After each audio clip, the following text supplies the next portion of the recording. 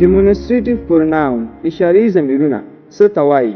که ته دا څلور کلمې زده کړې ستا انګلیش به فلوینټ شي او ته په انګلیش کې روانې خبرې وکړې. زه تاسو ته وعده درکوم چې د دې ویډیو له کتلو نه وروسته به تاسو په انګلیش کې فلوینټ خبرې وکړئ او تاسو وکولای شئ چې دا څلور کلمې په اسانه ډول وکاروئ. جملې په اعتماد سره جوړې کړئ او نور به هیڅ کله دې ساده خو مهمو کلمو کې اشتباه ونه کړئ. او زه تاسو ته په آخره کې یو بونس ټپ هم لرم. د ویډیو په آخره کې غواړم چې هغه بونس ټپ هم تاسو ته درکړم. نو ویډیو تر آخره پورې وګورئ. دغه څلور مهمې کلمې چې په انګلیش کې ډېرې مهمې دي دا سره زده کړئ. نن موږ ډېرې مهمې کلمې زده کوو چې هغه عبارت دي له this, that, these او those. دې ته په انګلیش کې وایي demonstrative pronoun. اوس دا اشاري ضمیرونه څه ته کارېږي؟ د اشاري ضمیرونه هغه ته کارېږي چې موږ او تاسو یو شي ته اشاره کوو یا یو څیز ته اشاره کوو یا هم یو کس ته اشاره کوو، نو دې ته demonstrative pronoun کارېږي. لکه زه وایم چې دا کتاب، هغه کتاب یا دا موبایل، هغه موبایل، نو دې ته demonstrative pronoun کارېږي چې اوس موږ یو زده کوو.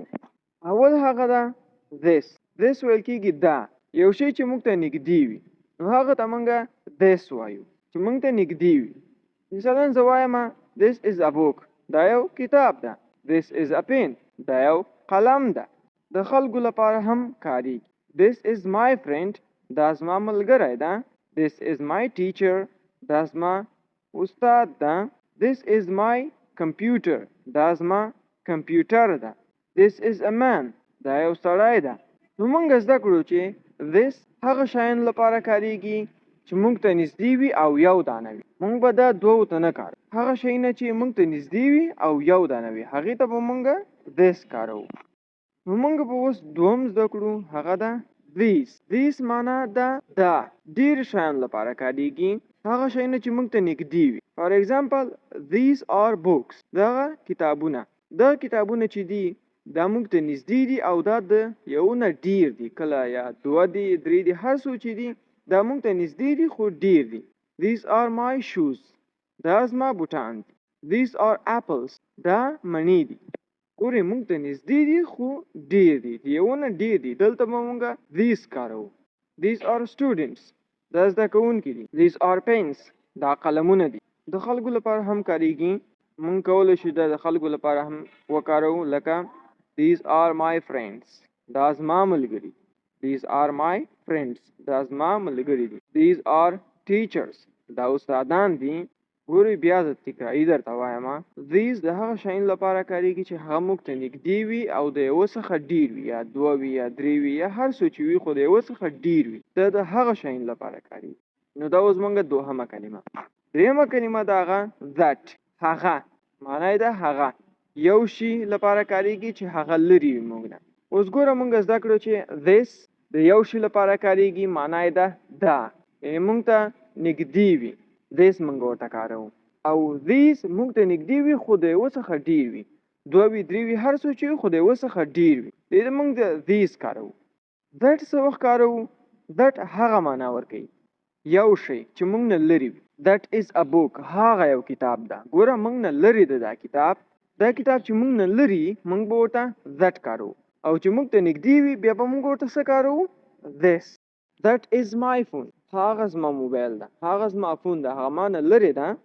that is your book، هغه ستا کتاب ده. that is a mountain، هغه غر ده. that is a mountain، هغه غر ده. that is a teacher، هغه یو استاد ده. that is a teacher، هغه یو استاد ده. ګوره دا استاد چې دا موږ نه لرې ده.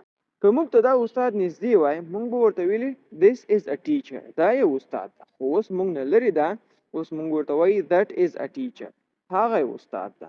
that is my friend، هغه زما ملګری ده. that is a doctor، هغه یو ډاکټر ده. that is a girl، هغه یو نجلۍ ده. that is a boy، هغه یو هلک ده. that معنا هغه، یعنی چې موږ نه لرې وي، هغه څیزونه چې یو وي او موږ نه لرې وي. اوس به موږ راځو those هم هغه معنا ورکوي، هغه یعنی دا د ډېرو شیانو لپاره کارېږي. هغه شیونه چې ډېر وي، د یوه څخه ډېر وي خو موږ نه لرې وي. موږ وایو چې those are books، هغه کتابونه دي. those are books، هغه کتابونه دي. Those are cars.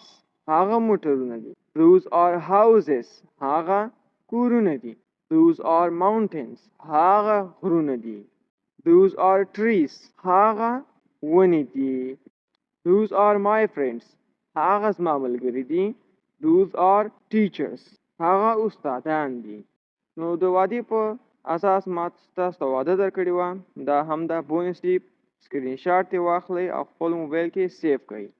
This د هغه شیانو لپاره کاریږي چې هغه موږ ته نږدې وي او یو شی وي، خو these هغه شیانو لپاره کاریږي چې هغه موږ ته نږدې وي او ډېر شیونه وي، او that هغه لپاره کاریږي چې موږ نه لرې وي او یو شی وي، او those هغه لپاره کاریږي چې موږ نه لرې وي او ډېر شیونه وي.